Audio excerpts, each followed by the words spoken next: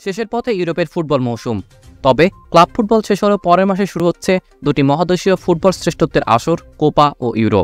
এর মধ্যে মার্কিন যুক্তরাষ্ট্রের জুনের 23 তারিখ থেকে শুরু হবে লাতিন আমেরিকা মহাদেশের ফুটবল শ্রেষ্ঠত্বের আসর, কোপা আমেরিকা।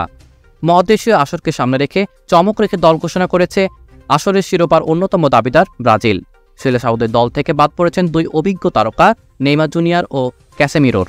তবে সুযোগ পেয়েছেন রিয়াল মাদ্রিদের তরুণ স্ট্রাইকার ফেলিপে এন্ড্রিক।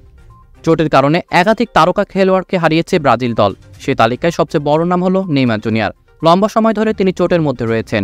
অবশ্য নেইমার স্কোয়াডে না থাকলেও কোপায় তার খেলার সম্ভাবনা এখনই শেষ হয়ে যাচ্ছে না বলে মনে করা হচ্ছে।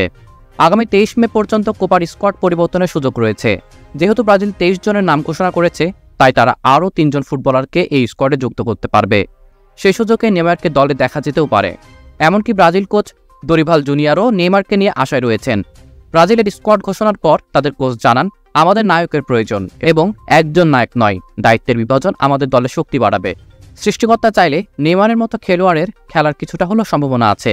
শুক্রবার রিও ডে জেনেরিওতে আনুষ্ঠানিকভাবে সংবাদ সম্মেলনের মাধ্যমে 23 সদস্যের দল ঘোষণা করেন সেলেসাও কোচ দরিভাল জুনিয়র। আগামী 21 জুন পর্দা উঠতে যাচ্ছে লাতিন ফুটবলের শ্রেষ্ঠত্বের লড়াই কোপা আমেরিকার। তবে তার আগে 9 জুন মেক্সিকো ও 13 জুন যুক্তরাষ্ট্রের বিপক্ষে 2টি প্রীতি ম্যাচ খেলবে ব্রাজিল। এই 23 জন সেই 2 ম্যাচও ব্রাজিলের প্রতিনিধিত্ব করবে।